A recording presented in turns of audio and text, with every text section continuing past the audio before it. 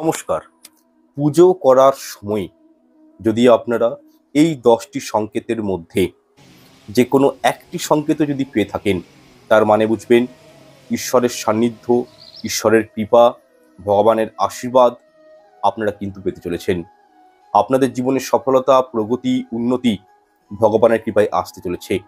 যে কঠিন পরিস্থিতিতেই আপনারা থাকুন না কেন, সেখান থেকে স্বয়ং ভগবান আপনাকে উদ্ধার করবে যদি এই সংকেতগুলো আপনারা আপনার লাইফে পেয়ে থাকেন। সর্বোপরি আপনারা যে নিত্য পুজো করছেন, সেই নিত্য পুজোর ভগবান নিচ্ছে কিনা তারও কিন্তু প্রমাণস্বরূপ এই সংকেতগুলো। এই সংকেতগুলোর মধ্যে যদি একটি সংকেতও পান, তার মানে বুঝবেন যে আপনার পুজো ভগবান গ্রহণ করছে এবং আপনার পুজোতে উনি সন্তুষ্ট। তাহলে কি সেই সংকেতগুলো, সেগুলো জানার পূর্বে আমি অনুরোধ করব, ভিডিওটি ভালো লাগলে লাইক, কমেন্ট, শেয়ার করতে ভুলবেন না এবং চ্যানেলটি সাবস্ক্রাইব করে পাশে থাকা বেল আইকনটা অন করে রাখবেন এবং কমেন্টে একটি বার হলেও জয় শ্রীকৃষ্ণ রাধে রাধে লিখে জানাবেন।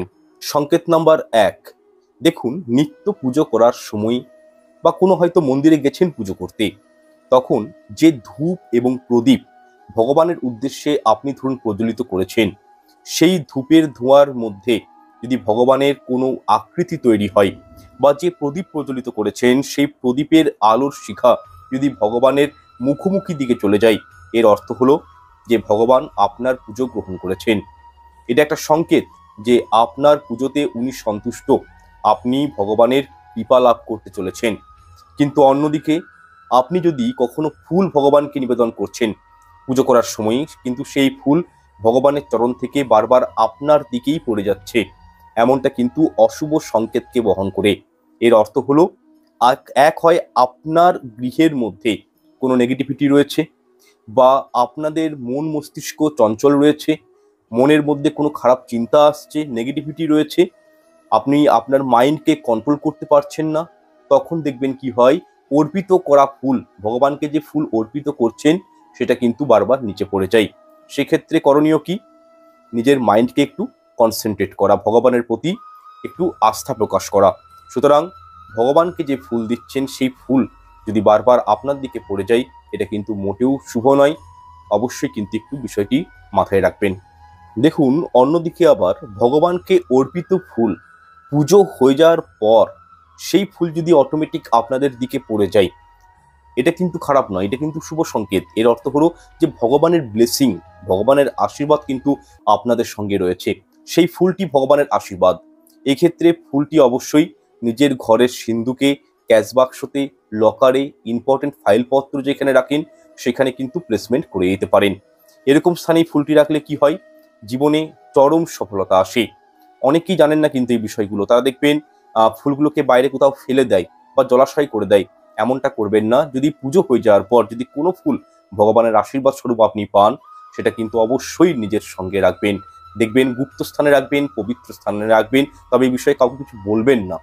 এটা কিন্তু ভগবানের আশীর্বাদ স্বরূপ আপনি পেয়েছেন, এটাকে সবসময় নিজের কাছে রাখার চেষ্টা করবেন।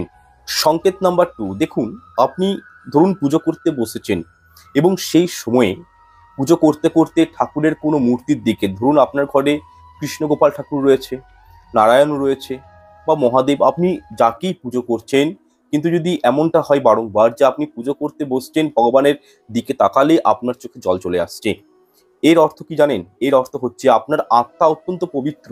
আপনি মানে আমাদের যে স্পিরিচুয়াল যে ওয়ার্ল্ড রয়েছে তার সঙ্গে আপনার আত্মা কিন্তু কানেক্টেড, অর্থাৎ পরম ব্রহ্মের সঙ্গে আপনার হৃদয়ের একটা সম্পর্ক তৈরি হয়েছে, পরমাত্মার একটা সম্পর্ক তৈরি হয়েছে, যার দরুন কিন্তু চোখে জল চলে আসে। আমরা দেখবেন যখন খুব আবেগপ্রবণ হয়ে পড়ি, যখন অত্যন্ত ইমোশনাল হয়ে পড়ি, আমাদের যখন চিন্তা ভাবনা, আমাদের থিঙ্কিংগুলো যখন দেখবেন খুবই একটা আপার লেভেলে পৌঁছে যাই, আমরা যখন স্পিরিচুয়াল দিক থেকে অত্যন্ত টাচ হয়ে থাকি, তখনই কিন্তু আমাদের চোখে জল চলে আসে। তো দেখবেন মন যখন অত্যন্ত শান্ত থাকে এবং সেই মানে মানে দেখবেন তখনই কিন্তু আত্মার সঙ্গে পরমাত্মার মিল হয় এবং সেই মিলনের সন্ধিক্ষণে আমাদের শরীরের পঞ্চ ইন্দ্রিয় অত্যন্ত বলতে পারি সেন্সিটিভ হয়ে ওঠে, যার ফলে ভাবুকতার কারণে, ইমোশনের কারণে আমাদের চোখে কিন্তু জল চলে আসে। সুতরাং এই ঘটনাটি ঘটলে বুঝবেন যে আপনার পুজোতে ভগবান কিন্তু সন্তুষ্ট, আপনি যেভাবে পুজো করছেন সেইভাবেই কিন্তু কন্টিনিউ করবেন, উনি কিন্তু আপনার উপর ব্লেসিং কিন্তু রেখেছে। কিন্তু অন্যদিকে ধরুন আপনি পুজো করতে বসেছেন, পুজোর প্রতি কোনো মন নেই, ভগবানের প্রতি কোনো আস্থা নেই, ঠিক আছে, পুজো করতে হয় করছি, এরকম যদি মেন্টালিটি আপনাদের হয়, বা পুজো করতে বসে যদি কোনো নেগেটিভ চিন্তা চলে আসে, কোনো খারাপ থিঙ্কিং করছেন বারবার, এর অর্থ কিন্তু খারাপ। সেই গৃহে নিশ্চয়ই কোনো না কোনো বাস্তু দোষ রয়েছে, ঠিক আছে, যার কারণে কিন্তু এই বিষয়গুলো কিন্তু হয়ে থাকে। আপনি দেখবেন মনে যদি একবার নেগেটিভিটি চলে আসে পুজো করতে বসে, কিছুতেই শত চেষ্টা করেও দেখবেন মানে ভগবানের প্রতি মনোনিবেশ করতে পারবেন না। সুতরাং অতি অবশ্যই যখনই পুজো করতে বসুন, আমি প্রত্যেকের উদ্দেশ্যে বলবো যে নিজের মনটাকে ঠান্ডা রাখবেন, শান্ত রাখবেন, এবং যে টাইমটা ভগবানকে দিচ্ছেন উনার সেবা করার জন্য, সেই টাইমে কিন্তু অন্য কিছু ভাবার প্রয়োজন নেই, শুধু ভগবানকে নিয়ে থাকুন। আপনি যে ঠাকুরই ঘরে রাখেন শুধু তাকে নিয়ে থাকুন, এটা কিন্তু আপনাদের জন্য ভালো, ঠিক আছে। এবং কি বাস্তুর মধ্যে এই যে বললাম নেগেটিভ কনসেপ্টটা, এর জন্য কিন্তু প্রতিকার রয়েছে। তো বাস্তুতে প্রতিকার থাকলে কি করণীয় এই সংক্রান্ত ভিডিও কিন্তু আমার চ্যানেলে রয়েছে, সেই ভিডিওগুলো কিন্তু দেখতে পারেন। যাই হোক, এরপর আমি তৃতীয় সংকেতটির কথা বলবো। দেখুন, আপনারা ধরুন পুজো করতে বসছেন, হঠাৎ করে দেখবেন ধূপ জ্বালানোর আগেই আপনার পুজো ঘরে অত্যন্ত যদি ভালো একটা সুগন্ধে যদি আপনার ঘরটি মানে গন্ধতে ভরে যায়, তাহলে বুঝবেন যে স্বয়ং সেই ঘরে ভগবান কিন্তু অধিষ্ঠান করেছেন। কোনো একটা দৈবিক শক্তি, কোনো একটা পজিটিভ এনার্জি কিন্তু সেই ঘরে রয়েছে, ঠিক আছে। অন্যদিকে কি হয়, আপনি ধরুন আপনার ঘরে রয়েছেন, যদি নেগেটিভ এনার্জি থাকে তাহলে সেই গৃহে কিন্তু মানে অশান্তি লেগেই থাকে, সেই গৃহে একটা ব্যাড স্মেল কিন্তু ঘরের মধ্যে ছড়িয়ে পড়ে। অনেক সময় আমাকে অনেকে কমেন্ট করেন যে এরকম রাত্রিবেলায় হঠাৎ করে বাজে একটা গন্ধ ঘরে চলে এলো। তো এগুলো কেন হয়? নেগেটিভ এনার্জির কারণে। সেই গৃহে কিন্তু দেবদেবীরা বিরাজ করেন না, কিন্তু যে গৃহে সর্বদা একটা পজিটিভ এনার্জি ক্রিয়েট হয়, একটা স্মেল ছড়িয়ে পড়ে, সেই গৃহে কিন্তু মানে দেবদেবীরা কিন্তু এসে বিরাজ করেন। তো সেক্ষেত্রে আপনি ধরুন পুজো করতে বসছেন, আপনার ঠাকুর ঘরে ধূপ জ্বালানোর আগেই একটা খুব সুন্দর গন্ধ যদি ছড়িয়ে যায়, এর অর্থ হলো যে আপনার ঘরে ভগবান এসছেন এবং আপনার পুজো কিন্তু উনি গ্রহণ করছেন। সুতরাং এই মানে পজিটিভ এনার্জিকে আপনারা কিন্তু মানে ওভারলুক করবেন না বিষয়টাকে। আপনার সাথে সাথে কি করবেন, ধূপ প্রদীপ জ্বালাবেন, আরো বেশি বেশি করে ঠাকুরের নাম ডাক করবেন, ঠাকুরের সেবা করার চেষ্টা করবেন। দেখবেন এর ফলে জীবন উন্নতি প্রগতি সবকিছু পাবেন।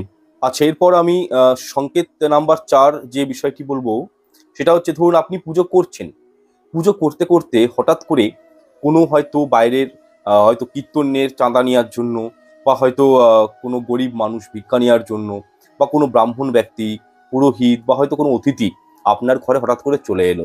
এক্ষেত্রে অনেকেই প্রশ্ন করেন, তাহলে কি ঠাকুরের পুজো ছেড়ে আমরা তাকে স্বাগত জানাবো? এই ক্ষেত্রে বলবো অবশ্যই ঠাকুরের কাছে ক্ষমা প্রার্থনার চেয়ে অতিথি দেবো ভব, ঠিক আছে, অতিথি কিন্তু ভগবান স্বরূপ, ঠিক আছে। যার কোনো তিথি নেই তাকেই বলে অতিথি। অতিথি আসার কোনো তিথি নেই। আপনি কখন পুজো করছেন, কখন আপনি কাজ করছেন, সেটা দেখে কিন্তু অতিথি আমাদের ঘরে আসে না। তো সেক্ষেত্রে বলবো অতিথির কোনো টাইম নেই, তিথি নেই। তো সেক্ষেত্রে আপনারা কি করবেন, ভগবানের কাছে ক্ষমা প্রার্থনা চেয়ে যে ভিক্ষুক এসছে তাকে কিছু দান করার চেষ্টা করবেন। কোনো যদি ছোট বাচ্চারা আসে তাদেরকে ঘরে ডাকবেন, কিছু খাওয়াবেন। যদি কোনো বৈষ্ণব আসে তাকে বৈষ্ণব সেবা করবেন, একটু জল মিষ্টি খাওয়াবেন। যেই আসুক না কেন তাকে অবশ্যই ঈশ্বর ভেবেই তার কিন্তু একটু মানে যত্ন আত্তি করার চেষ্টা করবেন। পুজো করতে বসে যদি কখনো দেখেন যে কোনো পশু আপনাদের গৃহে ঢোকার চেষ্টা করছে, তাকে মেরে তাড়িয়ে দিবেন না।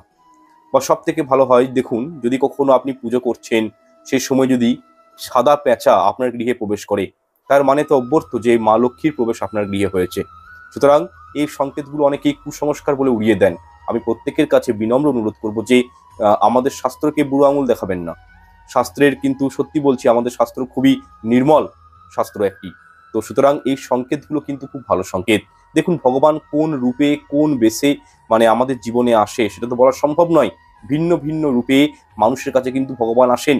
তো সেক্ষেত্রে আমরা অনেক সময় চিনতে পারি না, তাই বিষয়গুলোকে কুসংস্কার বলে মনে করি। কিন্তু যদি কখনো আপনাদের বাড়িতে মানে অতিথিও চলে আসে, তাকে অবশ্যই কিন্তু যথাযোগ্য সম্মান করার চেষ্টা করবেন। যাই হোক, এরপর পঞ্চম যে সংকেতটির কথা বলবো এটিও খুবই গুরুত্বপূর্ণ। দেখুন, এমনটা মনে করা হয় যে ভগবান এই সমগ্র বিশ্বে প্রতিটি কোনায় কোনায় উপস্থিত রয়েছে। যদি পুজোর সময় আপনি ঘন্টার আওয়াজ শুনে থাকেন, অনেকেই দেখবেন পুজো করার মন্ত্র জপ করেন, এবং সেই মন্ত্র জপ করার সময় যদি আপনারা ঘন্টার আওয়াজ পান, শঙ্খের ধ্বনি পান, তাহলে এটিকে অত্যন্ত শুভ সংকেত হিসাবে গণ্য করা হয়।